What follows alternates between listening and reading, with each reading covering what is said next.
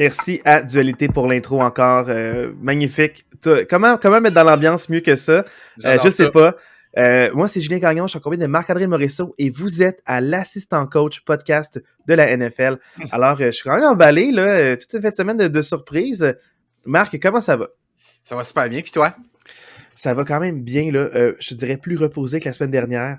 Parfait. La semaine dernière, soit dit en passant, 2 fois, on t'entend bâiller assez fort. Et vous voyez, vous avez vu le mood. Donc, au début, quand même super pertinent. Et plus le podcast avançait, plus je vous dirais là, que on s'est répété nos idées. On sentait la fatigue. Oui. Donc, on est deux papas avec des jeunes garçons en bas âge.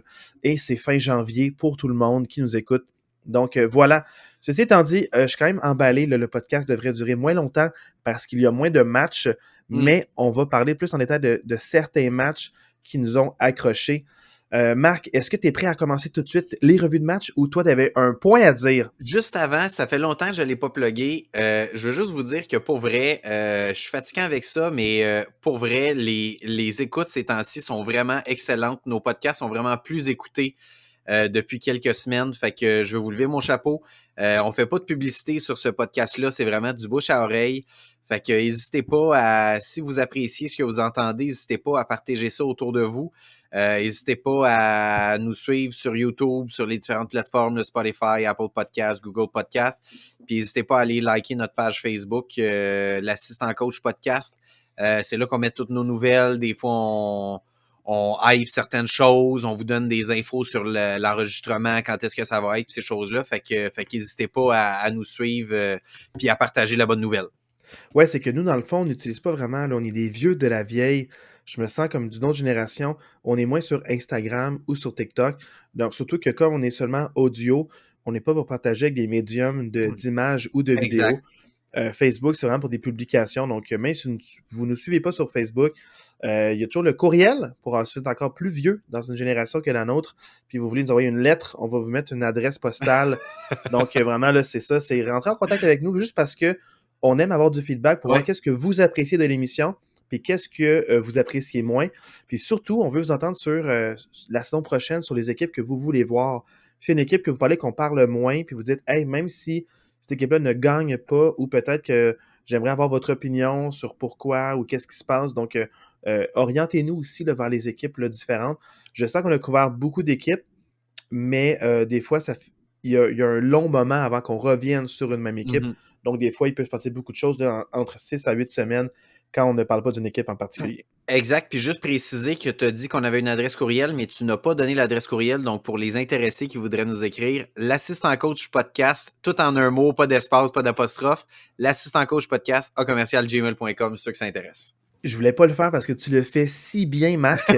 Je le maîtrise, je le dis 20 fois Et par jour. pas parce que j'avais un doute sur quel était notre courriel. Comme tu vois que je me suis jamais connecté Oui, c'est dessus. ça. C'est vraiment toi le maître des Ouais. publications. Je te laisse cette charge. Donc, sans plus tarder, commençons par les matchs. Nous allons aller dans l'ordre Yes! par lesquels on les a vus. Donc, du samedi au dimanche, les Jaguars contre les Chiefs. C'était le match, dans le fond, qu'on se demandait surprise parce que c'était l'entrée de jeu des Chiefs. Donc, c'est leur premier match. On se demandait si la rouille allait les affecter ou non. Les Jaguars qui avaient commencé en dents de scie et avaient remonté un déficit de 27 points. Donc, on s'était dit la semaine dernière, si on est les Chiefs, on ne veut pas affronter les Jaguars. Mais finalement, les Chiefs, ils s'en foutaient de l'adversaire. Ils ont gagné 27-20, donc 27-20. Ce score-là était un peu serré, mais Marc, parle-nous de comment ça s'est joué. Est-ce que c'était réellement serré ou non ce match-là? Ben, ça dépend comment qu'on le voit. Moi, je pense que malgré tout, les Jaguars ont été quand même dans le match tout le long. Les Chiefs ont commencé le match là, avec une super longue séquence, un toucher de Kelsey. Ils ont pris les devants 7-0. Les Jaguars ont répliqué rapidement une séquence plus rapide, un toucher de Christian Kirk fait 7-7. Ensuite de ça, il y a eu quand même quelque chose de rassurant. Harrison Butker a réussi un placement de 50 verges. C'est rassurant parce que Harrison Butker en avait presque pas réussi de la saison. En fait, il était 2 en 6 sur les bottées de 50 verges ou plus durant la saison.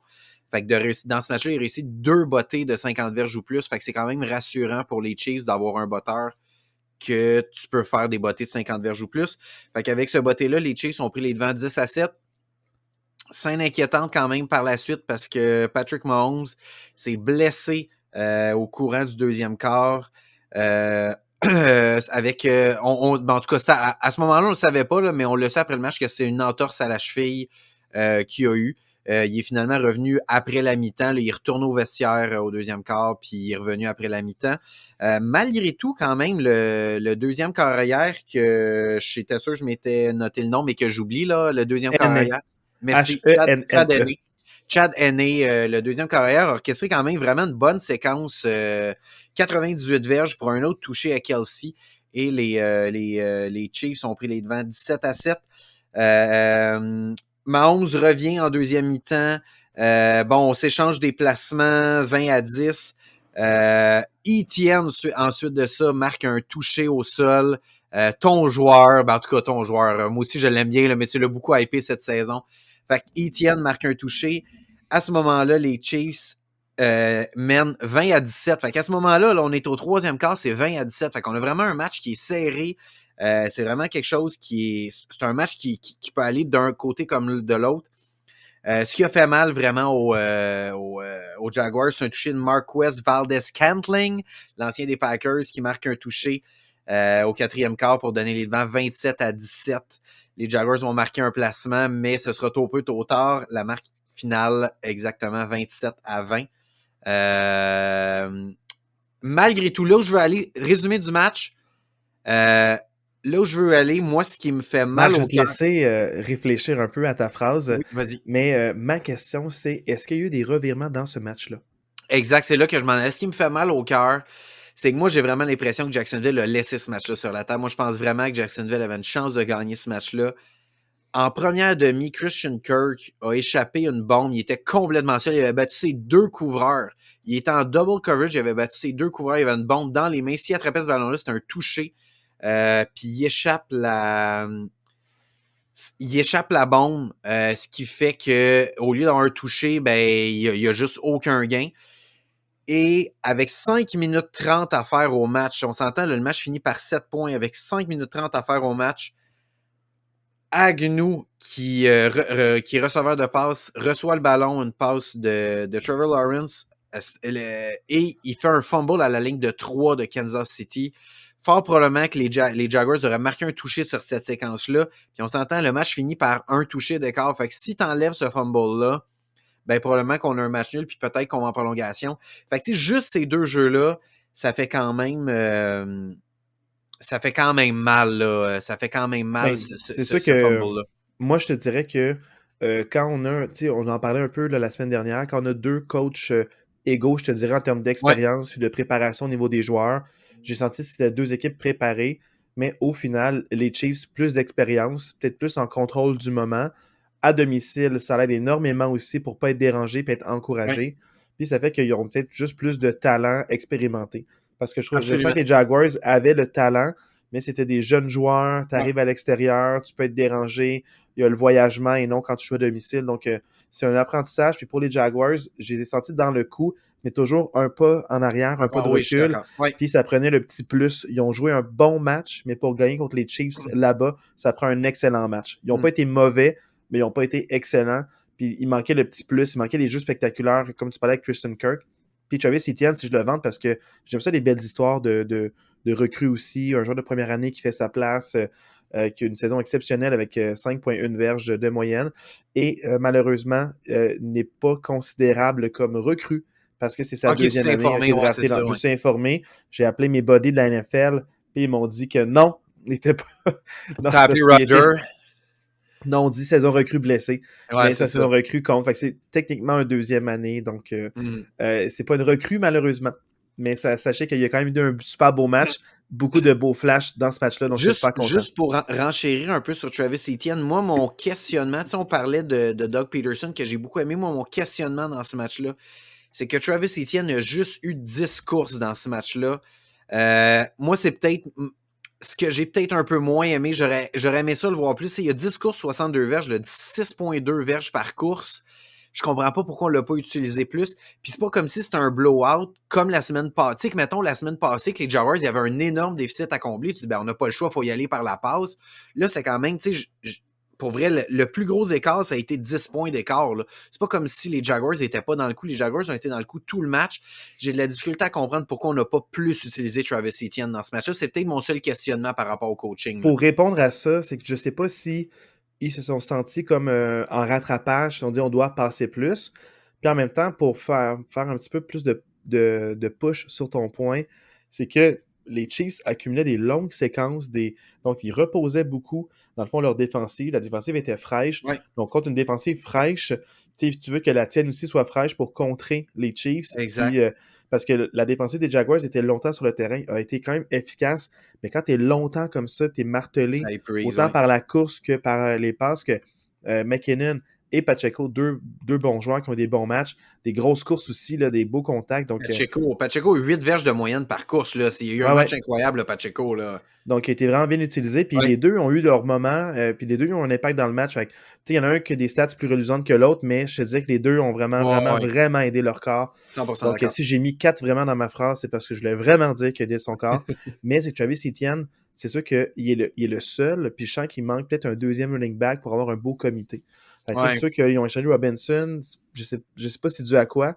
S'il n'a pas paru pour les Jets, peut-être qu'il se sentait blessé ou pas à 100%. T'sais, on s'entend, Euh, James Parce Robinson, que là, si il était resté, hey, il imagine-tu aurait ces été deux-là dans numéro. le backfield? Tu sais, vrai, James Robinson, là, il s'est ramassé avec les Jets que leur backfield était complètement vide. Puis les 2-3 derniers matchs, il l'habillait même pas. Il s'est ramassé sur le practice squad, là, James Robinson. Fait que je ne sais pas ce qui s'est passé parce qu'il y a eu les 2 dernières saisons, il y a eu des saisons incroyables pour que les Jaguars non seulement l'échangent, puis qu'après ça, que les Jets le fassent même plus jouer. Clairement, il s'est passé quelque chose là, avec ce joueur-là. Là. Je sais pas quoi, mais Ouais. il s'est passé quelque chose. Je ne veux pas trop m'éterniser sur le match en tant que tel. J'aimerais qu'on parle des Jaguars. Qu'est-ce que ça veut dire par rapport à eux pour la saison prochaine? Je sais pas, toi, qu'est-ce que tu en penses, mais pour moi, les Jaguars, c'est une super belle saison sur laquelle tu peux construire. Ouais. Tu sais, nouvel entraîneur-chef, corps recru qui se développe encore. Oui, deuxième année, on a beau dire ce qu'on veut sur Urban Meyer ou l'autre. Je sais pas comment le prononcer son nom de famille, Urban mais Meyer, ouais. c'est pas le meilleur, c'est un des poches, je veux dire. Ouh. C'est loin d'être le meilleur. Un des pires entraîneurs-chefs de l'histoire de la NFL. Un des seuls 4 head coach à être envoyé avant la fin de sa saison recrue.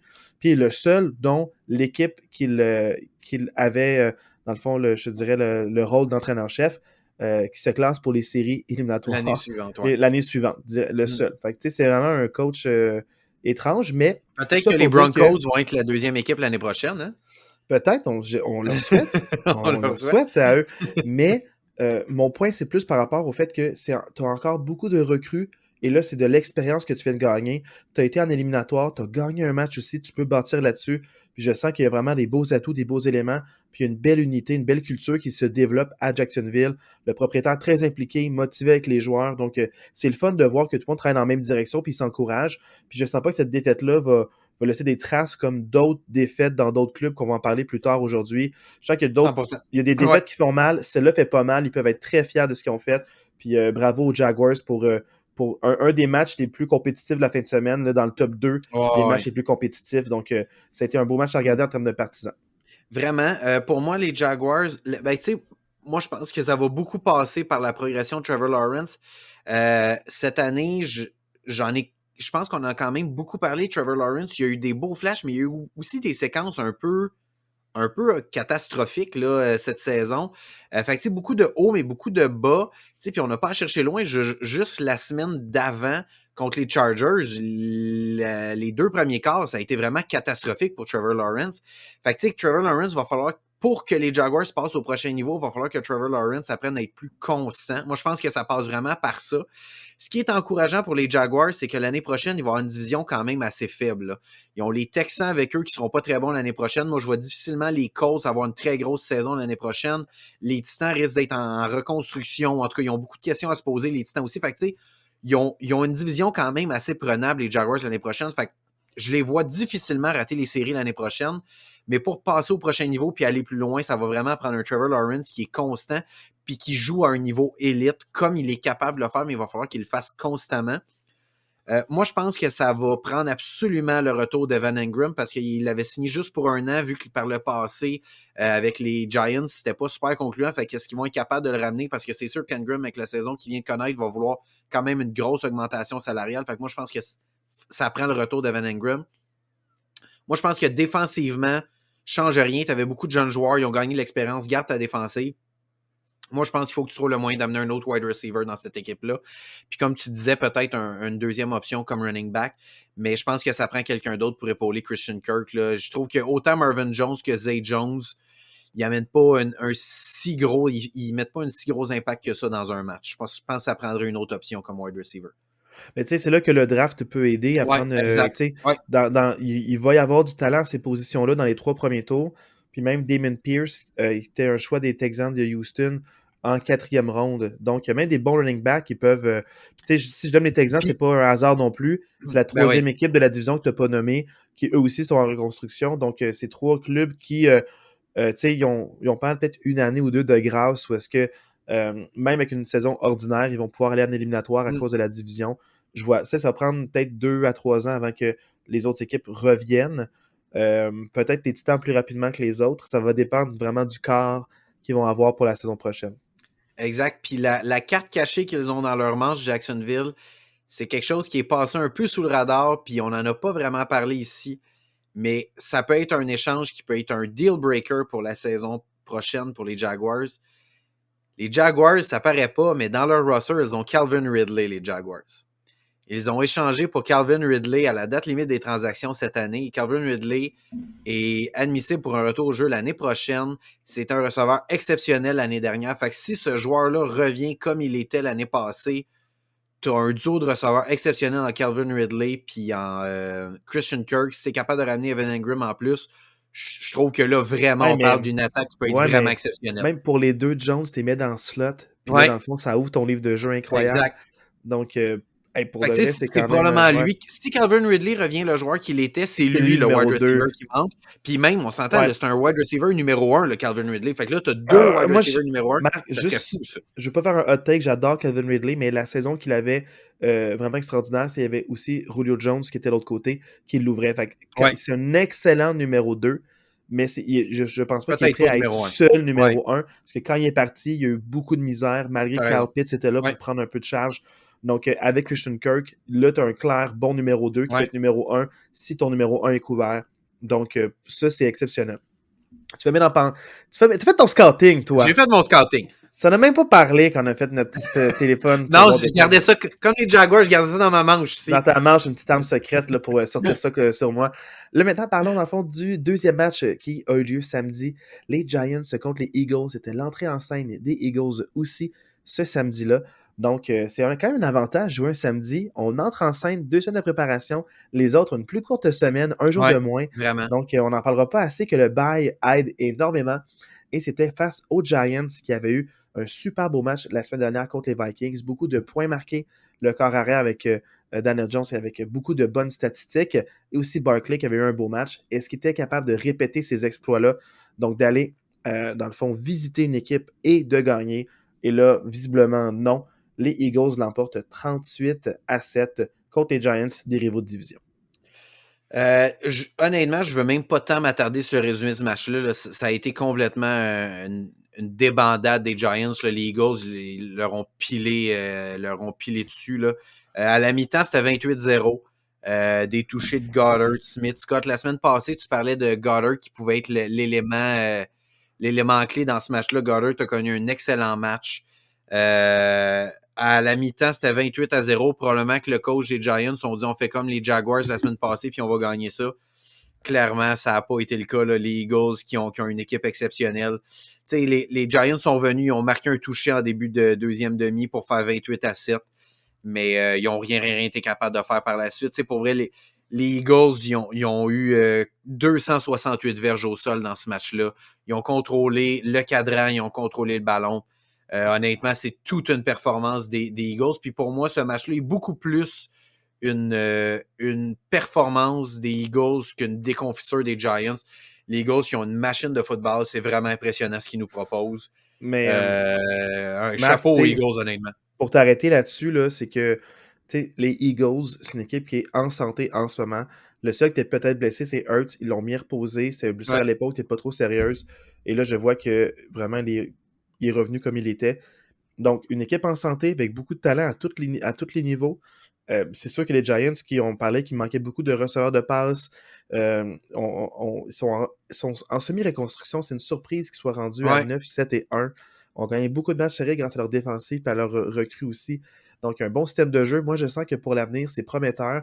Ils vont être compétitifs. Ils ouais. vont faire les éliminatoires peut-être une année sur deux, peut-être pas à chaque année, mais on sent qu'ils vont avoir des belles saisons à venir.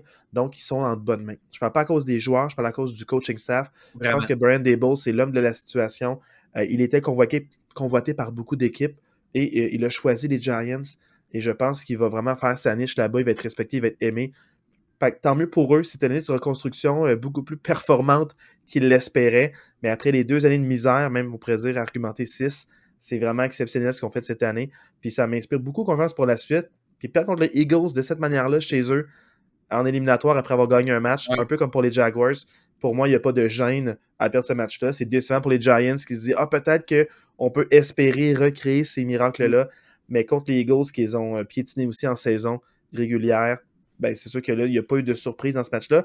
Mais j'aurais aimé ça en tant que partisan, que ça soit plus compétitif que ça. Oh, ouais, J'ai clairement. pas écouté le match, j'ai même pas réécouté. On s'en parlait, on avait un souper Non, samedi non, soir, puis on s'est c'est, tu dit, sais, regarde, on va même pas faire un effort pour voir la non, deuxième non, demi. ça s'arrête, tu sais, pour vrai. Avec 28-0 puis la défensive que les Eagles ont, il n'y avait aucune chance que les Giants remontent ça, là. Puis C'était... qu'on apprenne quelque chose de nouveau sur les Non, Eagles. non, non, non, c'est Non, ça. non, c'est Non, non. rien de plus. Fait que maintenant, Moi, ce que, parlons au match. Ah, vas-y. moi, juste avant, je veux juste parler de Dable. À quel point, tu sais, des fois, on réalise pas à quel point on a un bon gars entre les mains, mais pour vrai, tu regardes ce qu'il a fait avec les Giants cette année, puis tu regardes les questions qu'il a laissées en suspens en allant à Buffalo, parce qu'on se rappelle qu'il était coordonnateur à Buffalo l'année passée. Tu sais, tu regardes ce qu'il a amené cette année avec les Giants, puis on en parlera tantôt à Buffalo, qui a quand même des questions à se poser. Clairement, ce gars-là faisait une différence à Buffalo. Il fait une différence aux Giants. Chapeau à ce gars-là qui se fait un nom dans la NFL. Puis vraiment, il apporte quelque chose de vraiment le fun. Moi, je pense quand même que pour les Giants, juste avant de passer au prochain match, là, je pense que vraiment les Giants, il faut qu'ils se trouvent des options comme wide receiver dans l'entre-saison. Je pense vraiment que, tu sais, à un moment donné, là, dans le podcast, je me souviens plus quelle semaine. Je pense que c'est une semaine. Je pense qu'on avait un invité cette semaine-là, mais je vous avais posé la question quel est le joueur qui a eu le plus de réceptions dans la saison chez les Barkley. Giants. Puis c'était Saquon Barkley. C'est pas normal que le gars qui a le plus de réceptions, ce soit ton running back. Clairement, ça te prend un, voire des wide receivers qui font le travail. Puis bon, je le sais que je te l'avais amené. Je vais quand même gratter le bobo parce que c'est entre autres à cause de ça qu'ils ont perdu. Mais Marc, laisse la gale guérir, s'il te plaît. non, mais je veux quand même mentionner que les Giants ont fini 27e contre le jeu au sol dans la NFL cette saison. Ils ont accordé 144 verges par match au sol, 268 verges dans ce match-là contre les Eagles. Moi, je pense qu'ils doivent trouver des solutions contre le jeu au sol.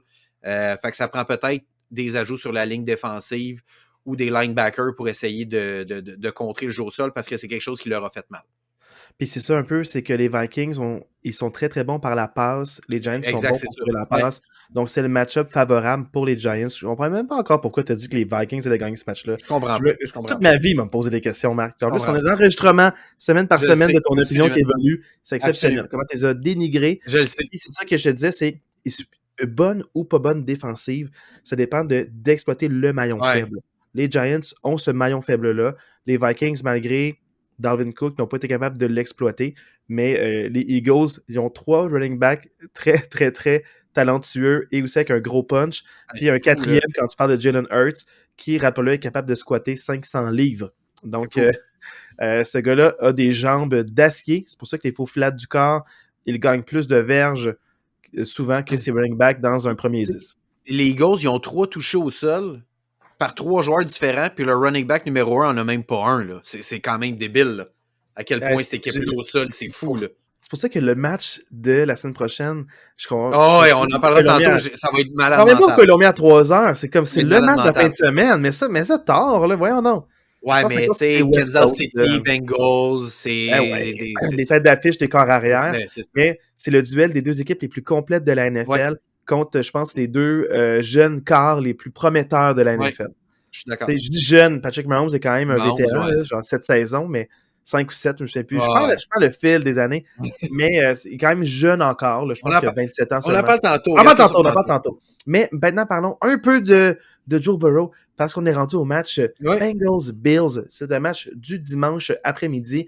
Les Bengals qui ont gagné 27-10 contre les Bills. C'était le match qu'on attendait parce que c'était le match qui n'a pas eu lieu.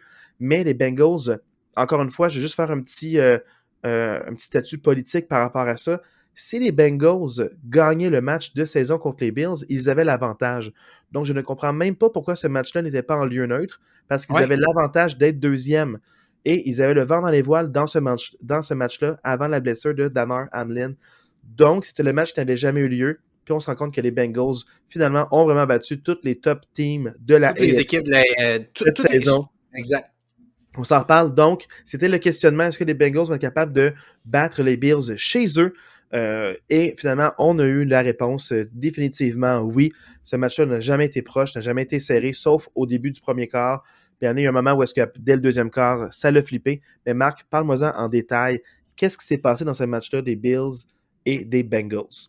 Peut-être que j'ai été inattentif quelques secondes. Je veux juste dire que le score final, c'est 27-10. Peut-être que tu l'as dit, là, j'ai peut-être manqué 2 secondes.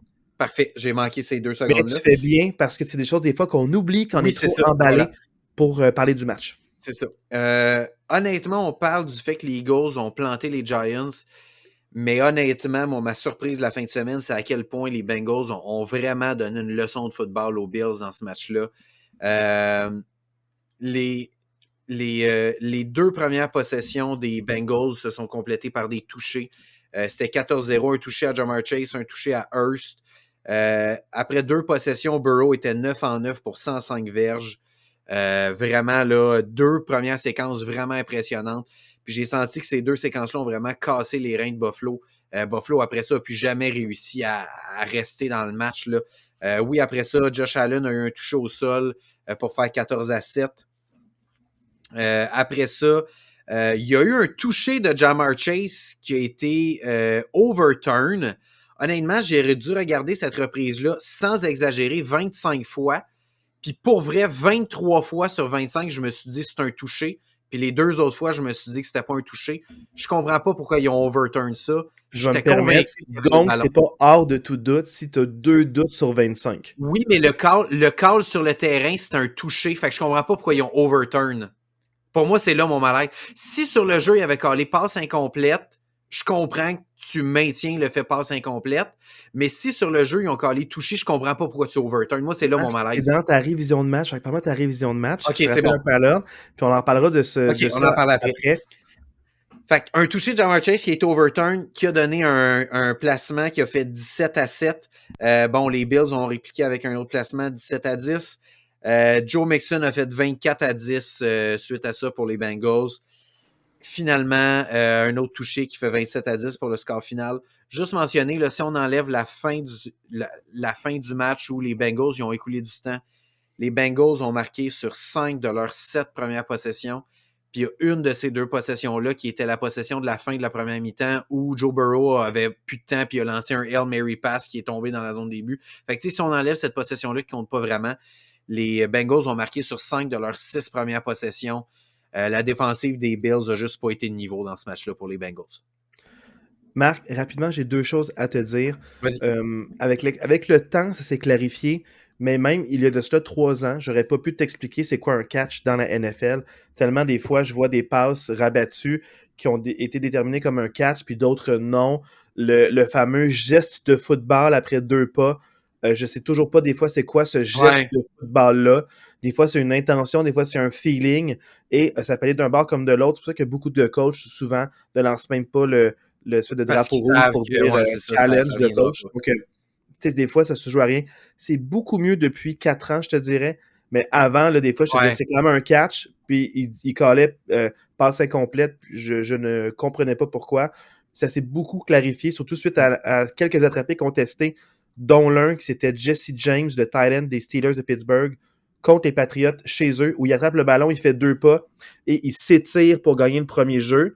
Puis en s'étirant, il gagne le premier jeu. Il tombe, son coude tombe à terre, puis en tombant, il perd le contrôle du ballon momentanément, puis il reprend la balle, puis là, il colle ça, passe incomplète. Le gars fait 2 pas, il s'étire, il tombe, le coude touche par terre, puis il est en train de dire qu'il n'a pas survécu au contact de l'attraper. Tu sais, fait que là, ils ont vu, ah non, ce catch-là aurait dû être un catch. Fait qu'il a sécurisé la balle, il a fait 2 pas et un geste de football. Ouais. Avant, le geste de football, ça n'existait pas, il y a 5 ans. Non, exact. Donc, tu sais, c'est mieux, mais c'est pas encore idéal parce que je suis comme toi, Ouais. ça aurait dû être un touché. J'ai vu bien des choses que je suis comme, hein? Mais il y en a de moins en moins, donc c'est mieux. Mais ça se joue des fois à pas grand-chose, à quelques centimètres. C'est un jeu de football. Donc, Ouais. première chose. Puis la deuxième, c'est que je te disais la semaine dernière, je ne suis pas dérangé par le fait que la ligne à l'attaque des Bengals était estropiée parce que c'était ça l'an passé. Ils sont rendus au Super Bowl avec une ligne à l'attaque déficiente qui accordait 9 sacs contre les Titans, 6 contre, je ne sais plus trop quelle équipe, je pense les Chiefs. Donc, c'est une ligne à l'attaque que Burrow est habitué de jouer malgré une ligne à l'attaque qui a de la misère. Il passe plus vite, il fait appel à ses dépanneurs, il court pour gagner du temps. Donc, moi, peu importe la blessure à Von Miller, c'est pas excusable là, pour les Bills de pas être capable de mettre de la pression quand il y a 3 joueurs de ligne du match d'avant qui se sont blessés. Mais en même temps, Burrow est habitué de jouer contre ça. Donc, moi, c'est pas. Je veux pas en faire un hot take nécessairement contre les Bills. On va en parler plus en détail. Mais pour moi, ce match-là me révèle que les Bengals, selon moi, ils ont un petit edge contre les Chiefs la semaine prochaine. Je sais pas qu'est-ce que toi t'en penses, là. Ben, pour vrai, moi, je suis vraiment d'accord. Moi, je trouve que ce match-là, c'est vraiment un statement win des Bengals. On en parlait avec Max, quand Max est venu il y a 2 ou 3 semaines, à quel point Buffalo, tout était aligné pour que ce soit leur année. Josh Allen avait connu une bonne saison, l'espèce d'émotivité par rapport à Damar Hamlin, puis d'arriver vraiment, puis de se faire overmatch de la sorte par les Bengals. Moi, vraiment, je trouve que ça me démontre à quel point les Bengals, il y a une équipe vraiment solide. C'est pas pour rien qu'ils sont allés au Super Bowl l'année passée. Les Bengals, ils ont gagné leur... Tu sais, comme on se dit, là, ça fait une couple de fois j'en parle là, dans les dernières semaines, mais les Bengals, ils ont battu toutes les équipes de la AFC qui font les séries éliminatoires. Ils ont toutes battu. Fait que, tu sais, pour vrai, oui, ce match-là va être à Kansas City, mais je pense quand même que les Bengals, ils vont avoir le petit edge pour la semaine prochaine. Marc, je veux te relancer par Ouais. rapport à un point en particulier. C'est qu'on veut rien enlever aux Bengals qui sont excellents. Ils ont bien joué ce match-là. Mais tu parlais de la défensive des Bills. Qu'est-ce qui explique que tu n'as pas aimé ce match-là au niveau défensif des Bills? Ou qu'est-ce qui a changé ou à travailler? Est-ce que toi, tu as remarqué quelque chose qui t'a dérangé dans ce match-là? Ben, tu sais, c'est sûr que ce qui me dérange de la défensive des Bills, c'est que pour vrai, tu sais, on parlait de la ligne à l'attaque des Bengals, mais pour vrai, Joe Burrow, il n'y a eu aucune pression sur lui, là. Il y a eu tout le match, là, je suis même pas sûr qu'il a été touché, là. Jamais il a senti de la pression sur lui, jamais on s'est rendu à lui. Tu sais, c'est sûr que quand tu as un carré de talent comme Joe Burrow, si tu te rends pas à lui, si tu n'es même pas capable de lui mettre un doute dans sa tête de ah, peut-être qu'on va venir te frapper, c'est sûr que ce gars-là, il va trouver, surtout avec les options qu'il y a, T. Higgins, Tyler Boyd, puis Jamar Chase. Puis en plus, là, il y a Hurst qui commence que cette année, en deuxième moitié de saison, il a commencé à se développer vraiment comme une option qui se pouvait. Quand tu as 4 options comme ça sur le terrain, c'est sûr qu'un carré comme Joe Burrow va trouver les failles dans la défensive. Fait que moi, je pense vraiment que le fait que les Bills n'aient pas été capables de mettre de la pression sur Joe Burrow, ça a fait toute la différence dans ce match-là. Puis je suis fatiguant, puis je l'ai dit, je pense, dans le podcast de la semaine numéro 1. J'avais dit qu'est-ce que les Bills vont devoir améliorer cette année s'ils ne veulent pas perdre rapidement en séries éliminatoires. Qu'est-ce que j'avais dit, Julie? Le jeu au sol. Ben voilà. C'est pas plus compliqué que ça. Le jeu au sol des Bills a été complètement absent. C'est plate. Tu sais, ça, je vais rentrer tranquillement dans la suite pour Buffalo. Mais moi, je pense que la première chose que tu dois adresser dans l'entre-saison, si t'es Buffalo, c'est ton jeu au sol. Singletary, ce n'est pas un running back numéro 1. Moi, je pense que James Cook peut s'offrir comme un running back 1B, là, dans une espèce de système à 2 running backs. Mais moi, je pense vraiment qu'il faut que tu changes Singletary pour une autre option. James Cook, qui est un gars un peu plus explosif. Moi, je pense que ça va te prendre peut-être un gars qui est plus en puissance, que James Cook peut aller peut-être plus sur les premiers essais. Puis tu as un gars peut-être plus en puissance qui peut venir compléter le travail en troisième écho, par exemple. Moi, je pense vraiment que ça te prend cette option-là.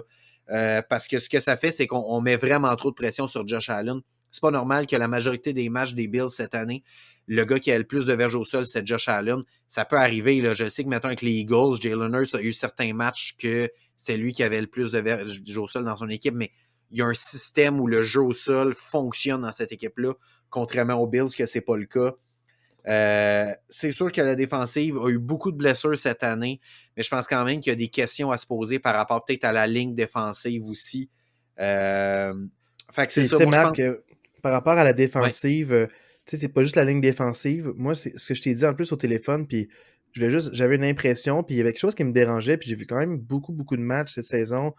Tu sais, plus, j'en vois tout le temps beaucoup à chaque année, je te dirais, là, mais encore plus cette année à cause du podcast, on se donnait un devoir de voir le plus de matchs possible, puis j'ai pas vu beaucoup d'équipes plaquer comme les Bills plaquent en défensive. Souvent, je t'en parlais dès la semaine ouais, 1, c'est des missiles, ils se lancent, ils se garochent à gauche puis à droite. Puis on dirait que c'est pas des plaqués intelligents où ils contiennent, puis ils veulent faire mal, ils veulent faire perdre le ballon par le plaqué avec la tête ou avec l'épaule. Puis c'est même eux qui se sont auto-blessés plusieurs joueurs en se rentrant ouais. puis en collision. Fait que souvent, c'est des plaqués, on dirait, pas éduqués qui, au lieu de jouer la sûreté, puis le deuxième arrive puis donne un coup avec la main pour le ballon, le deuxième arrive en missile. C'est un des propres joueurs que semaine 1 blessé, Micah Hyde au cou, parce que dans le fond, le joueur il arrive en missile, mais le plaqué par Micah Hyde est fait plus rapidement que l'autre joueur pense, puis le joueur tombe, puis il reste Micah Hyde qui reçoit l'impact dans son casque, puis il se fait Mm. fracturer le cou.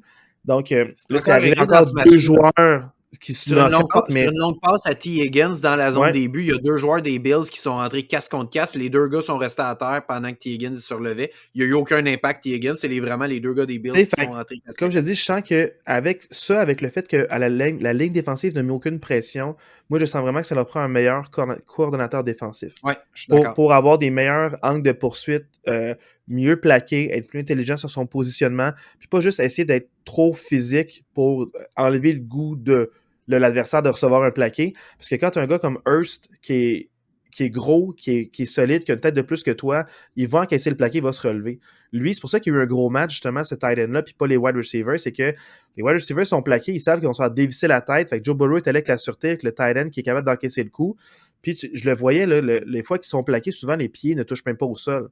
Puis c'est juste, il est poussé sur le côté, Ouais, hors terrain. Fait que moi, je sens qu'ils vont devoir revoir leur schéma défensif, mais pas juste pour la ligne défensive, mais aussi comment ils effectuent les plaqués sur les ouais. receveurs de passe. Parce que ils se nuisent plus qu'ils s'aident. En saison, il y a peut-être beaucoup de joueurs qui vont prendre une décision business decision, comme qu'on dit. Donc, une décision business de dire, hey, je veux-tu vraiment ce catch-là, puis l'autre gars qui il va me Ouais, c'est ça. targeter, il va me foncer dedans. Je préfère échapper cette passe-là ou pas la faire, ou être un peu mou, ou juste tricher un peu, puis aller plus que ses lignes de côté, pas attaquer le milieu de terrain. Enfin, ça peut aider en saison, mais plus l'année avance, puis moins il y a de joueurs en santé parce qu'ils se rentrent dedans, puis ils sont durs sur leur corps à eux aussi, Mm. veut pas, en faisant ce genre de plaqué-là, puis ça perdure pas. C'est pas normal que cette défensive-là ait autant de blessures. C'est parce qu'ils jouent trop Exact. rough, Ouais, c'est ça. puis ils sont pas assez intelligents. Tu sais, il y a des types de blessures que je comprends qui sont infortunés, comme Patrick Mahomes quand il se fait tomber dessus de mal sur sa cheville. C'est pas voulu, le gars est mal Non, c'est tombé ça. sur lui, Ouais. mauvais angle de pli de genou, puis là, c'est la cheville qui écope, mais là, c'est juste. J'ai comme un malaise à voir ce genre de plaqué-là. Fait que je trouve pas que c'est une bonne défensive. C'est une défensive très physique. J'aurais aimé ça avoir quelqu'un comme JP là, qui a été coaché par son beau-père sur les termes techniques de football, Ouais. mais c'est sûr que moi, en tant qu'amateur, je le remarque qu'ils sont juste comme violents puis pas intelligents sur le jeu. Mais je veux pas je veux pas être trop pessimiste avec ce commentaire-là, mais Non, tu as non, des mais défensives ouais, très allumées, mais eux autres sont juste très physiques. ouais. Puis une des raisons pour lesquelles je dis qu'ils sont pas très allumés, c'est l'an passé aussi, quand ils ont donné trop d'espace à Patrick Mahomes avec des couvertures défensives un peu bizarres, ils se sont fait rattraper. À la fin, ils savaient plus quoi faire, puis ils ont fait un peu n'importe quoi. D'où le fait qu'ils se sont fait remonter, puis les quatre dernières séquences l'an passé contre les Chiefs, ça a été quatre touchés, là, tu sais. C'est Fait ça. que c'est un peu ça. Là. Je sens que ça fait 2 ans de suite que la défensive laisse à désirer. Puis Josh Allen, c'est le gars de la situation, là, tu le laisses pas partir. C'est un Non, corps qui non, est assez clairement. bon pour Tu se sais, rendre au Super Bowl. exact. Mais Clairement, il est mal entouré autour de lui, je pense. exact. Puis, tu sais, pour moi, juste Puis, pour attends, Marc, conclure. juste pause. Vas-y, ok, oui. Je veux juste être bien clair là-dessus. Oui. Mal entouré, on parle de ça. On parle pas de ses receveurs de passe ou de ses tight ends parce qu'ils sont Non. exceptionnels. Même les recrues, là, même Ouais, ouais. McKenzie est bon, Dawson Knox est bon, Stephon Diggs a été excellent, Gabe Davis aussi est excellent. Non, non, il est bien entouré par ses receveurs. Il y a des gens pour attraper la balle. Mais le problème, c'est quand tu as des défensifs qui couvrent bien ces gars-là, son jeu au sol l'entoure mal, Ouais, puis c'est la ça. défensive Mm. protège mal les séquences aussi adverses, puis ça le force à faire trop de points, puis ça marche pas, puis ça n'a pas marché cette semaine. Fait que c'est juste quand je dis mal entouré, je parle Ouais. pas du tout de ses receveurs. Il est extrêmement bien entouré avec ses receveurs. Juste, Fait que, tu sais, je te laisse aller après oui. là, avec ça. Fait que pour conclure, là, moi, je pense que pour Buffalo, il y a des questions à se poser par rapport à ce qu'on veut. Parce que si on garde ça comme ça, moi, je les vois mal atteindre un Super Bowl avec toutes les grosses équipes qu'il y a dans la AFC. Ils vont faire les séries éliminatoires, ils vont peut-être gagner un match en séries éliminatoires, mais ils iront jamais plus loin. Moi, je pense que ça prend des changements structurants à cette équipe-là pour mieux entourer Josh Allen si on veut si on veut atteindre le Super Bowl et le gagner. Est-ce que, comme moi, tu fais confiance aussi à McDermott pour continuer? Moi, je pense que oui. Oui, mais Hein? je pense pas que c'est McDermott le problème. Moi, je pense que, comme tu dis, peut-être changement d'approche en défensive. Puis, faut repenser le jeu, ça. Ouais, je pense que ouais. Puis, Ouais. est-ce que le fait que Stephen Diggs a fait un storm out à la fin du terrain, puis les rumeurs, s'il perd Stephen Diggs, est-ce que tu vois ça comme catastrophique ou tu te dis Moi, je c'est pense pas correct? qu'ils vont le perdre. Moi, je pense pas qu'ils vont le perdre. C'est juste, je pense qu'il est émotif avec tout ce qui s'est passé cette saison pour les Bills. Moi, je pense que, regarde, c'est arrivé, c'est arrivé. Il va s'asseoir avec Josh Allen, puis il va revenir l'année prochaine. Je serais bien étonné qu'il s'en aille. OK. Dans le match qu'on estimait la semaine dernière comme étant le moins serré, selon nos Oui! pronostics, a été Oui, le plus serré. absolument. Donc, c'était les 49ers avec Brock Purdy, qui ne joue pas comme une recrue, et Dak Prescott, qui était le plus vieux corps arrière, encore en liste à 29 ans. Donc, c'était le vieux de la vieille contre Ouais. le jeune qui a même pas une saison complète sous sa Non. cravate. Et c'était le match, dans le fond, de la fin de semaine, là, en termes de spectacle, à quel point c'était serré. C'est mon genre de match parce que chaque jeu devient super important. Et les 49ers ont le déçu 19-12. Marc, parle-moi de ce match-là.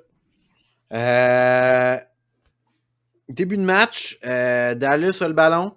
Une passe complètement dégueulasse de Dak Prescott qui se fait intercepter dans le territoire là, dans le territoire de Dallas. Heureusement, la défensive de Dallas empêche les 49ers de marquer un touché. Donc, les 49ers prennent les devants 3-0. L'attaque des Cowboys, quand même, réplique avec un touché à Dalton Schultz, mais le botté d'après-placement est bloqué. On salue Mayer qui va sûrement se chercher un emploi dans les prochains jours parce qu'il est 0 en 5 en 2 matchs de série sur les extra points. Ah non, là, t'es méchant. Il y en a quand même réussi 1 en 5 la semaine dernière. Donc, Ouais, il est techniquement 1 en 6, Marc. Dis les vrais chiffres. t'as raison, il est 1 en 6, je Il y m'excuse, en t'as a raison. manqué 4, ça en a Il y en fait a manqué, bloquer ouais, 1. t'as raison. S'il n'y avait pas de main dans le chemin, ça passait, man. Ben, en tout cas, peu On le importe. sait pas, on le sait pas. On ne sait pas. Donc, voilà, les 49ers ont répliqué avec un autre placement pour faire 6-6. Et avec 1 minute à jouer au deuxième quart, 1 minute à faire à la mi-temps, les Cowboys sont à la ligne de 20 de San Francisco. Il y a une super belle séquence et Dak Prescott fait encore une interception complètement catastrophique. Avec 1 minute à jouer à la mi-temps. San Francisco réussit à remonter le terrain, un autre placement avant la fin de la mi-temps. Et c'est 9-6 à la mi-temps. Suite à ça, en deuxième demi, on revient. Dallas fait un dégagement. San Francisco, le joueur, échappe le dégagement. Dallas reprend le ballon à la ligne de 20 de San Francisco, mais l'attaque est incapable de marquer un touché. Donc, doivent se contenter d'un placement qui est fait 9-9. Et à partir de là, vraiment, les 49ers ont pris le contrôle du match. Je pense que cette séquence-là, que la défensive a réussi à arrêter l'attaque de Dallas pour juste un placement, je pense que ça a vraiment fait la différence dans ce match-là, à ce moment-là. Parce que suite à ça, super belle séquence des 49ers pour un toucher de Christian McCaffrey. Dallas ramène avec un field goal avec 11 minutes à jouer. Séquence de 8 minutes suite à ça de San Francisco, c'est vraiment ça qui a tué le match. Séquence de 8 minutes pour faire un autre placement qui donnait 19-12 pour les 49ers.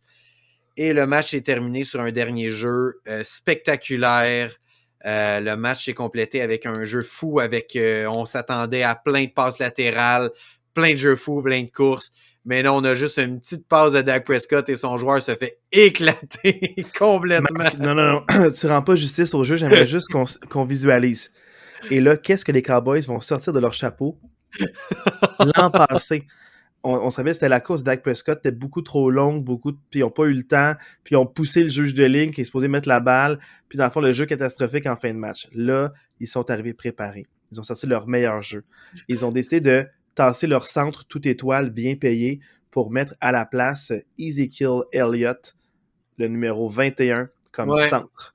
Et lui, dès sa remise du ballon, le joueur qui est devant lui fait juste le pousser et Ezekiel Elliott tombe de tout son long par en arrière dans les jambes de Dak Prescott, qui Dak Prescott réalise, merde, je n'ai zéro temps pour ma progression pour que mes receveurs se Non. rendent loin. Mon receveur le plus loin est à 10 verges de moi et je tente de faire une passe à ce gars-là qui est aussitôt accueilli par 2 joueurs de San Francisco. Et j'étais convaincu qu'elle allait échapper la balle puis que San Francisco oui, hein? recourir pour un toucher. C'était écrit dans le ciel. Ce jeu-là, allez voir comment Zeke se fait ramasser. Mais pas ton running back comme centre. Mais non, voyons. Oh, c'est quoi ça? Oh mon Dieu, ça me fait capoter. C'était un jeu loufoque, mais outre ce bijou de jeu qu'on va revoir et revoir, oh mon Dieu, c'était un chef-d'œuvre. Allez voir ça sur Internet. Là. Oh, ouais, ça vaut la peine. Si vous Tapez n'avez pas vu le Zeke, match, Zeke allez Center. juste voir ça. Ça résume le match.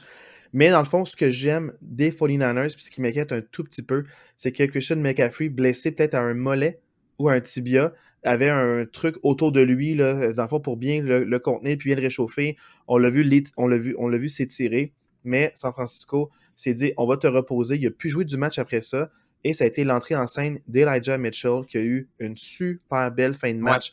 Où est-ce qu'il y a vraiment là, explosif, jambes fraîches, il veut se prouver, lui aussi revenait d'une blessure, mais avait pas des reps parce que McCaffrey, il a joué d'excellents matchs. C'est lui le numéro 1, puis McCaffrey va jamais dire « Hey, je prends un rep de repos, Elijah, vas-y, tout le temps sur le terrain, sauf si le jeu n'a pas de running back.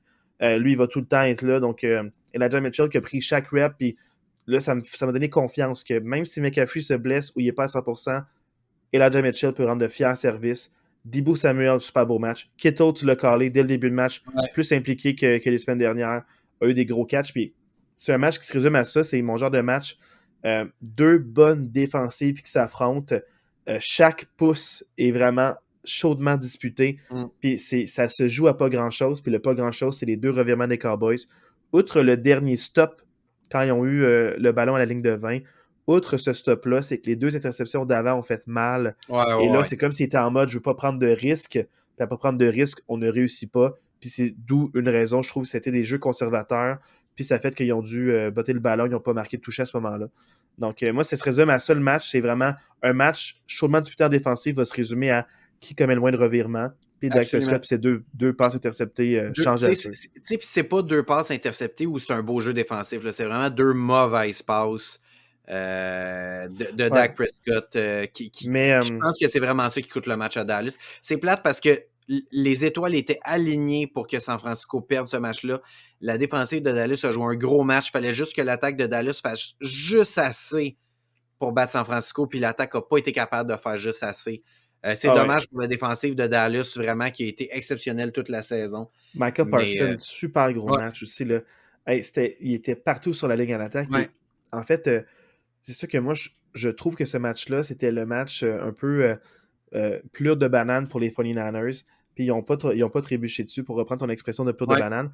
Parce que la semaine dernière, c'est un match, dans le fond, qui était plus ouvert. Là, ils affrontaient une des meilleures défensives de la Ligue. Puis ça va les mettre en confiance pour les Eagles qui, pour moi, tu sais, j'ai une des meilleures défensives de la Ligue. C'est que si tu enlèves les 49ers, à qui tu penses comme def élite en série éliminatoire, tu penses aux Cowboys puis aux Eagles. Aux Eagles, exact, c'est ça. Les Cowboys, plus machine de créer des revirements, les 49ers ne donnent pas le ballon. Ils ont été capables de... Ça passait proche des fois, je te dirais.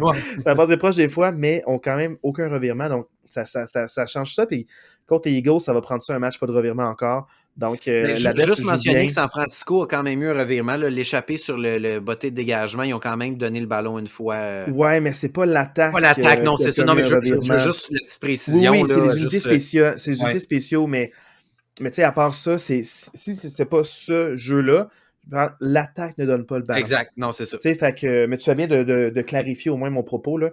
Mais pour moi, dans le fond, ça conclut le match. Ça met vraiment la table au match des 2 meilleures équipes de la NFC qu'on attendait. On voulait voir ce match-là, puis je suis content en tant que partisan de pouvoir assister à ça. Là, maintenant, pour les Cowboys, qu'est-ce que ça veut dire, selon toi, cette défaite-là?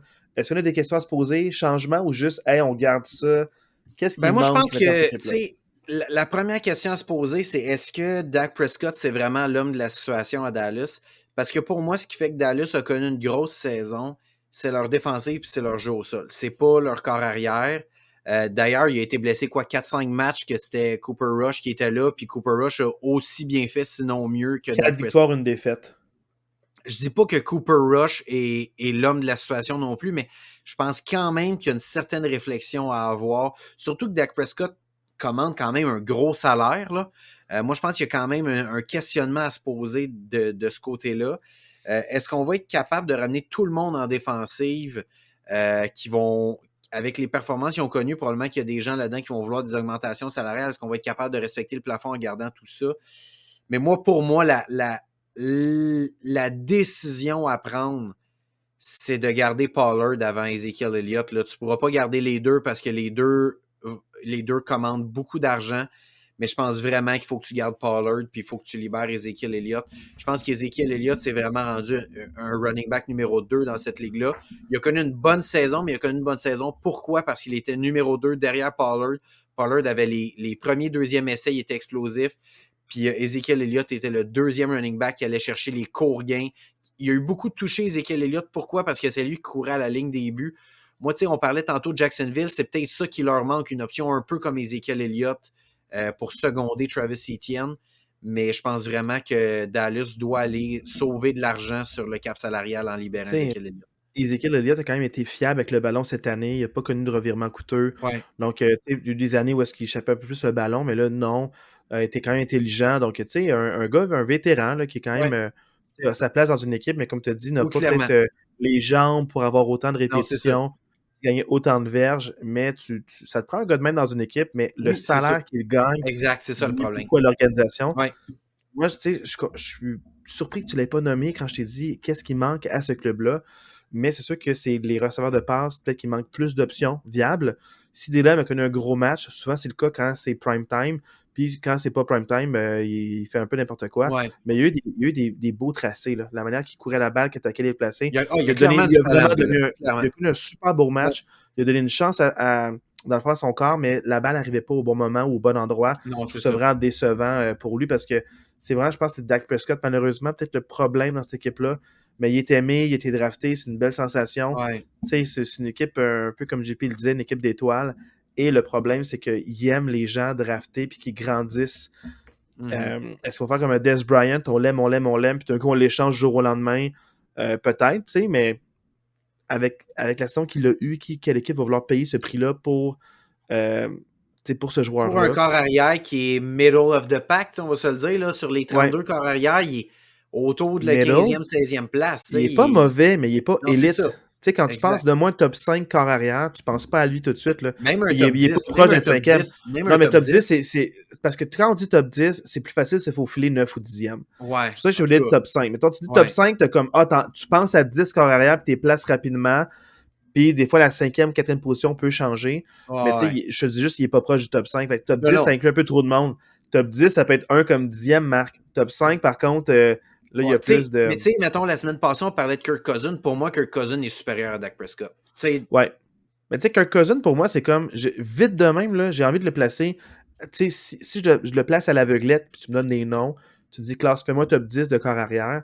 J'aime pas ça faire des top 10, mais je te dirais, hey, je le mets 10e. Ouais, c'est ça. Je peux clairement trouver 9 peut-être constant ou avec des plus beaux flash, une plus belle promesse du futur ou des meilleurs, je sais pas, attributs physiques qui vont faire que j'y crois plus. Mais je le mettrais 10e. Tu sais, Kirk Cousins, pour moi, c'est un bon. Hey, lui, il est 10e dans ma liste. Tu sais, avec ce qu'il a fait cette année, là, moi, c'est un peu comme ça que je le vois. Fait que pour les Cowboys, des questions à se poser. Surtout aussi pour l'entraîneur-chef. Moi, je pense que McCarthy a fait une bonne job, mais si tu veux garder ton coordinateur défensif, peut-être qu'il va être courtisé par d'autres équipes. Peut-être que tu vas devoir faire un choix crève-cœur pour dire McCarthy, merci, mais je veux garder lui, qui est Quinn. Dans le fond, je ne sais pas si c'est Dan ou Pat. Je pense que c'est Dan Quinn. Dan Quinn, me semble, ouais. Pat Quinn, c'était pas le coach des Maple Leafs de Toronto il y a genre 20 ans. Tu as raison. Ouais, c'est pour ça qu'il y a Quinn, peut-être deux frères. Mais Dan Quinn, si tu veux le garder, il va falloir que tu peut-être fasses de la place puis tu dises hey McCarthy, merci, mais bye. Fait tu sais, c'est peut-être juste ça qui va faire qu'il va perdre sa job. Mais en tant que tel, il n'a pas été mauvais pour ce club-là. Il n'a pas été mauvais pour eux. Mais c'est que si tu veux mieux. Ouais. Je suis pas un fan de McCarthy, mais c'est pas lui qui a causé la défaite de son équipe. Il a eu une belle saison, puis fait que tu sais. Non, je trouve ça dommage pour l'homme. Je souhaite pas qu'il soit renvoyé. Non, c'est ça. Mais c'est que tu sais, Quinn qui fait une super bonne job avec la def. Puis lui, Quinn, en plus, c'est l'ancien head coach d'Atlanta. Il a de Ouais. l'expérience comme head coach. Puis là, avec ce qu'il fait avec la défensive depuis 2 ans, il va être vraiment convoité par certains clubs là, Ouais, qui clairement. font Clairement. juste les Panthers qui ont une excellente défensive. Tu veux un gars comme lui qui Ben rentre oui. puis qui fait le ménage puis Ouais. il met une culture de gagnant là-dedans. Fait que, il y a plein d'équipes. Là. Je dis eux, mais les Broncos aussi, ils seraient tellement Ben oui, contents. ben oui. Ils seraient morts de rire, les Broncos, Ben oui. d'avoir Ben, ce gars-là. Tu as une bonne défensive avec des bons éléments. Ceci étant dit, on va enchaîner avec les matchs qui suivent. On veut pas trop, dans le fond, là, donner nos pronostics là, pour en fait, ce qui peut ou pas arriver. J'en perds mes mots tellement j'étais emballé par l'événement, mais ce sera pour une autre fois. C'est sûr que nous, là, puis si j'ai à le dire un peu en transition, on fera pas de podcast là, après le Super Bowl. On va faire un pour revenir sur le Super Bowl, mais il y aura pas on couvrira pas le draft ou dans le fond, là, les camps de pré-saison, quoi que ce soit. non, non. Mais une semaine avant là, la NFL, la semaine prochaine, on va revenir. Il faut dire c'est quoi les grands changements, qui ont eu les postes Mm. importants, puis aussi parler un peu là, des matchs à venir la semaine suivante, comme on a fait cette année. Donc, on va laisser un peu lequel entraîneur-chef va où. Pour l'instant, on n'est pas là pour l'instant. Là où on est, c'est les demi-finales du Super Bowl ou comme qui dirait le Championship Weekends pour déclarer Yeah! le champion de chaque association. Donc, est-ce que c'est dans la nationale ou dans l'américaine, donc la AFC ou la NFC? Donc, on a 2 matchs super importants. Le premier, peut-être parce que c'est à la côte ouest, donc peut-être pour une question d'heure, à 3 heures de l'après-midi, on a San Francisco contre Philadelphie. Qu'est-ce que tu penses de ce match-là, Marc? Pour moi, je maintiens ce que j'ai dit depuis plusieurs semaines. Je pense que le gagnant de ce match-là va gagner le Super Bowl. Je pense que je regarde les matchs, je regarde les Eagles qui ont une semaine de vacances, un match facile la semaine passée. Les 49ers qui ont eu un match facile en première ronde, un match un peu plus difficile la semaine passée, mais c'était pas un match trop physique non plus. Je pense que l'équipe qui va sortir de là va être moins maganée que soit Chiefs ou Bengals, qui ont eu des matchs peut-être un peu plus serrés puis émotifs. Honnêtement, je vais maintenir ce que j'ai dit depuis plusieurs semaines, que je pense que San Francisco va gagner. Mais je t'avoue que j'ai été vraiment très, très, très impressionné par la performance des Eagles la semaine passée. Tu as Et le je droit de changer pense... d'idée. Moi, je te jugerai jamais pour Non, mais changer d'idée suite aux pour vrai, preuves que tu as vues en fin de semaine pour passée. Là. vrai, pour vrai, moi, je pensais que San Francisco allait gagner ce match-là. Mais sincèrement, aujourd'hui, tu me poses la question, pour moi, c'est 50-50. Très franchement, là, je trouve que ces deux équipes qui ont deux excellentes défensives, ces deux équipes qui ont deux attaques. Tu sais, tu regardes ça, ces deux attaques qui ont des jeux au sol exceptionnels, ces deux attaques qui ont des options, tu sais, que ce soit Goddard, Kittle comme tight end, que ce soit A.J. Brown puis Deebo Samuel comme receveur. Tu sais, je trouve que c'est deux équipes qui se peuvent. Peut-être le petit X-factor des Eagles, c'est peut-être Jalen Hurts qui peut plus courir avec le ballon que Brock Purdy. Je pense que la défensive de San Francisco a peut-être un petit edge par rapport à la défensive des Eagles. Fait que tu sais, je trouve ça vraiment difficile là, à saisir ce match-là. Je pense vraiment que c'est un match vraiment serré. Là. Moi, je pense vraiment qu'on va assister au legacy de Brock Purdy. Donc, j'ai le feeling que, je te dirais, là, les Eagles ont peut-être mené 28-3. Il y a un moment où est-ce qu'au milieu du troisième quart, il y aura un gros plan sur Brock Purdy qui est assis seul sur son banc, les bras croisés, la tête vers en bas, l'air penseur. On pense que c'est fini. Puis il revient avec des gros catchs. Puis il va avoir, il va avoir des joueurs, pas Edelman, parce que tu sais, il joue pas dans cette équipe-là. Il va y avoir des joueurs comme Kittle qui vont faire un catch peut-être à 2 pouces du sol, comme d'autres ont eu. Pas Edelman, mais un autre. Je te laisse deviner qui. Donc, c'est sûr que peut-être. Non, mais blague à part, un peu comme toi, je sens que ça va se jouer à pas grand-chose, mais ça a le potentiel de flip.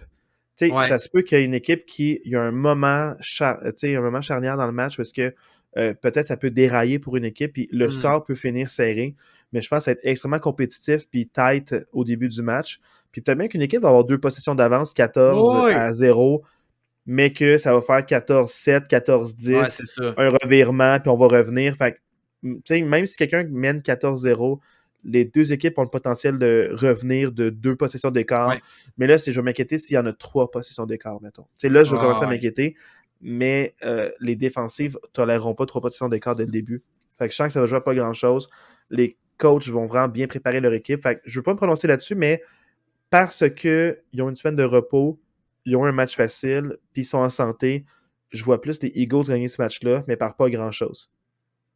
Mais je serais content les deux. Mais Fait que moi, comme je te le dis, je suis fan ouais, des joueurs. c'est ça, ouais, Puis même exact. si je sais que le Super Bowl, c'est pas un trophée de participation, je serais vraiment content, moi, que les San Francisco y aillent puis gagnent le Super Bowl parce que Kittle s'est déjà rendu. C'est un joueur que je respecte énormément. Qui a un Super Bowl, je serais tellement content pour lui. Pour McCaffrey aussi, Ouais. dans un petit marché qui jouait extrêmement gros pour une équipe pas compétitive. Puis que là, il arrive dans une équipe compétitive. Je serais tellement content pour lui. Pour Brock Purdy, Mr. Irrelevant, qui a un Super Bowl, on va en parler pendant 100 ans Ouais. de ce gars-là que personne voyait là, puis qui gagne un Super Bowl. Puis peut-être ça peut avoir un Nick Foles qu'il n'y aura pas de carrière après. Il pourrait finir MVP du Super Bowl, puis même Ouais, pas c'est être ça. starter l'an prochain pour une équipe. Peut-être que c'est Garoppolo ou Ou se blesser, on le sait pas. Trey C'est peut-être Lance qui va fait, être. c'est Ouais. des belles histoires. Fait, autant pour les Eagles qui.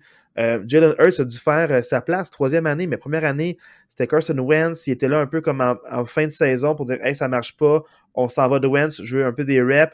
Ah, je me fais éclater au premier tour des séries contre les Bucks, alors que les Bucks ont perdu la semaine d'après. Puis là, dans le fond, ils passent à on est dans un match de se rendre au Super Bowl, donc c'est une super belle progression pour eux. Les deux équipes, je serais content qu'ils se rendent là. Ça joue à pas grand-chose, mais moi, je pense que mon edge, à cause de ce que je t'ai dit tantôt, les Eagles, selon moi. Moi, je pense que defense wins championship et moi, je pense que la défensive des 49ers va être capable de limiter le jeu au sol des Eagles. Moi, je pense que San Francisco va gagner, mais pour vrai, quel beau match tu qu'on dis a ça, en fait. mais c'est ouais, comme si la def des Eagles est ticoun, Non, puis je dis ça se pas passe ça. pas bien. Je dis pas Je ça, mais sais, mais tu dis moi, je defense, pense mais pas. les deux, c'est bon, là. Ah, c'est clair. Mais je pense pas que si San Francisco arrête le jeu au sol des Eagles, je pense pas que les Eagles vont être capables de battre San Francisco par le jeu par la passe. La seule chose qui peut vraiment aider San Francisco, puis qui pourrait être un game changer, c'est, ils ont eu des difficultés contre la course, les Eagles, là, par le passé. Ils ont fait quelques signatures pour aider à modifier ça. On va voir s'ils comptent une bonne équipe qui court la balle avec des bons schémas de jeu, des bons angles de blocage, puis vraiment, là, des courses intelligentes, structurées, où est-ce que le running back sait il va aller où, la brèche va se créer là, parce que les joueurs vont créer cette brèche-là. Puis je fais confiance à mes joueurs pour créer la brèche. Donc, si San Francisco est capable de percer la ligne défensive. Je sens que les Eagles vont en avoir plein les bras et les Eagles vont avoir moins de possession. Mais c'est sûr que ça va jouer. J'ai tellement hâte de voir ce c'est match-là. vraiment. Oui. J'ai hâte d'en parler. Je sais pas, t'as-tu quelque chose d'autre à rajouter? Non, parce que moi, j'ai j'ai rien pas à envie dire. de Rien à dire. de On mouiller, passe au mais prochain. pour de vrai, là, préparez vos nachos, Ouais. vos ailes de poulet. Ça va être un bon match. Ça va être un bon match. Là, pour Vraiment. de vrai, le breuvage que vous consommez. Pour vrai, là, soyez-vous devant votre téléviseur. Les deux matchs en fin de semaine, c'est deux bons matchs. Libérez votre agenda, peu importe le résultat final, c'est un match à regarder. Je peux même pas dire ça va ressembler à quoi, mais c'est juste, je sais qu'on va se rappeler longtemps puis il y aura de quoi à jaser la fin de semaine prochaine. Fait que voilà, c'est ça qui est ça pour ce match-là. Maintenant, passons au deuxième et dernier match de la fin de semaine. On n'a pas 16 matchs à commenter, mais seulement 2. Là, c'est Cincinnati qui visite Kansas City. Donc, pour la finale de la AFC, Bengals Chiefs. Marc, ton pronostic? C'est sûr que le gros point d'interrogation, c'est, on s'entend, le Patrick Mahomes va jouer, mais il va être à quel pourcentage de sa forme? Moi, je pense que c'est quand même une question qu'il faut se poser. Est-ce qu'il va être capable? Parce que ce qui fait que Patrick Mahomes est exceptionnel, c'est qu'il est capable de se déplacer dans la pochette, faire des jeux en se déplaçant, des petites passes sur le côté. Fait que jusqu'à quel point cette entorse-là de la cheville va le nuire. Mais même à ça, je pense que les Bengals ont un petit quelque chose. Je trouve que les deux attaques, c'est deux attaques qui sont élites, les deux. Mais la défensive des Bengals, pour moi, est vraiment supérieure à la défensive des Chiefs. Moi, je pense que ça va se jouer là. Je pense que les Bengals, ça fait 3 matchs de suite qu'ils battent les Chiefs. Ils ont battu l'année passée en finale de conférence. Ils ont battu cette saison. Moi, je vois les Bengals continuer. Moi, je pense que c'est une belle histoire, les Bengals. Moi, j'ai un petit feeling que les Bengals vont gagner. Mais encore une fois, j'ai la difficulté à gager contre le meilleur joueur sur le terrain parce que je considère quand même que le meilleur joueur sur le terrain, ça va être Patrick Mahomes. Ouais, ça va être Patrick Mahomes. Mais je pense que si on regarde l'équipe en général, je pense que j'ai pas le choix d'y aller avec les Bengals qui ont clairement une meilleure défensive que les Chiefs. Je pense que ça va jouer là. Regarde, deux bons entraîneurs-chefs, deux bons corps arrière, Ouais. deux gamers, deux ballers qui vivent le moment, qui tentent le pouls du match. Ils peuvent punter 3 fois de suite. Puis quand the game is on, the game Oh, is ouais. on. Dans le fond, il y a une switch qui part. Donc, pour moi, c'est sûr que je t'en parlais. C'est sûr que Cincinnati, pour moi, a le edge. Mais ça va juste se jouer à est-ce que Kansas City est capable d'établir un jeu au sol. Avec les deux running backs qu'ils ont, ils peuvent enlever beaucoup de pression à Patrick Mahomes puis avoir assez de jus pour soutenir des séquences. Puis ils l'ont fait la semaine dernière. Parce que même s'il y avait le backup, ils ont soutenu des séquences là, de 10 à 14 jeux de manière régulière. 4 des 5 premières séquences des Chiefs ont été d'au moins 10 jeux, puis genre d'au moins 6 Ah, minutes. c'est Fait que, fou, là, ouais. je sens que les Chiefs sont capables de garder du temps, puis garder le momentum, puis le tempo. Puis Patrick Mahomes, il ne va pas être sollicité avec plus que 50 passes, mais je sens que les passes qu'il va devoir faire, ils vont être pertinentes, mais il ne courra pas, mais peut-être qu'il va se débarrasser du ballon un petit peu plus, puis c'est correct. Mhm. Puis c'est correct qu'il se Ouais, ben débarrasse du oui. ballon. Puis l'affaire qui peut vraiment faire une différence, c'est que là, Kansas City et les Chiefs, avec la ligne défensive qu'ils ont, ils peuvent vraiment plus attaquer le corps. On va voir à quel point la ligne à l'attaque tient le fort pour dans le fond, pour Cincinnati. Fait que, ça va Ouais. jouer là le match. La seule manière que je vois les Chiefs gagner ce match-là, c'est si le jeu au sol est bien établi contre Cincinnati et s'ils sont capables de mettre de la pression sur Joe Burrow pour le forcer à décocher des passes rapides. Parce que si tu laisses 5 secondes à Jamar Chase, il va être découvert, puis il va avoir Ah, des jeux ouais, c'est sûr, explosifs, ben oui. et ça va être une soirée de misère pour les Ouais. Chiefs. Je sens que si les Chiefs gagnent, c'est un match serré. Si Cincinnati gagne, c'est un match qui n'est pas proche, Ça puis va il être un marque plus blowout, de hein, points. ouais.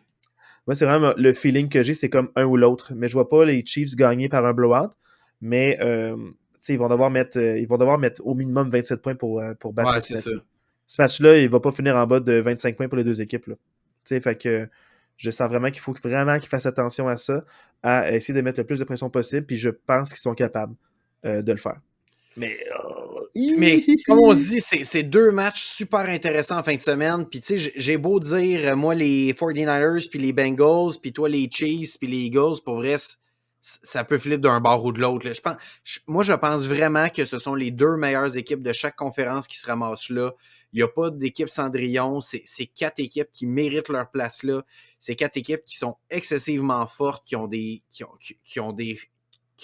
corps arrière et des schémas de jeu des corps arrière d'un côté, si on regarde la AFC, puis de la NFC, c'est vraiment un schéma de jeu, un coaching qui est exceptionnel. On s'entend, je suis pas en train de dire que les coachs de la AFC sont pas bons, là, mais je trouve que les équipes les plus complètes sont dans la NFC, mais dans la AFC, si tu regardes, c'est vraiment le duo coach et corps arrière, là, vraiment, c'est exceptionnel. Ouais, ils font beaucoup avec les éléments Ouais, c'est ça. qu'ils ont, ils Ouais. mettent en valeur.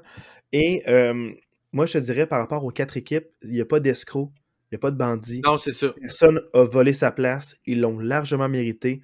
Fait que peu importe qui gagne, je sais que le Super Bowl va être de qualité. Peu importe Ouais. la combinaison qu'on va avoir pour le Super Bowl dans 2 semaines et demie, je sens que c'est de qualité. Moi, j'ai rien à dire de plus, mais à part que j'ai vraiment hâte d'écouter ces deux matchs-là. On a vanté beaucoup San Francisco-Philadelphie parce que c'est peut-être mon match que j'ai le plus hâte de voir. Peut-être que c'est peut-être plus pour les gens qui aiment les défensives, qui sont un peu plus aguerris, comprennent un peu le football. Si vous ne comprenez pas le football ou vous avez juste les jeux spectaculaires puis beaucoup de points, allez voir Kansas Regardez l'autre City match. Ouais, c'est ça. puis contre Cincinnati. C'est le match à regarder si vous voulez juste voir du bon divertissement et des corps Mhm. arrière se donner à cœur joie. Allez voir, ça va être vraiment tout feu, tout flamme. Mais pour les connaisseurs, là, je pense que San Francisco-Philadelphie, ça va être vraiment un beau Ah, match. ouais, vraiment, Ben, pour vraiment. tout le monde, mais particulièrement pour ceux qui savent qu'est-ce qu'ils regardent, je sens que c'est un super beau match à regarder. Hey, là-dessus, là, ceux que, comme Marc-André dit, allez voir là, notre Facebook, commentez, likez au besoin. Parlez-en, là, je suis vraiment content que vous écoutez aussi rapidement le podcast lorsqu'il est mis en onde. Et, tu sais, à moins que Marc ait quelque chose à dire, on se laisse sur Dualité. Passez une super belle semaine de football. Puis, ciao, coach. Yes, hey, bonne semaine tout le monde. Ciao, coach. Bon dualité. Ciao.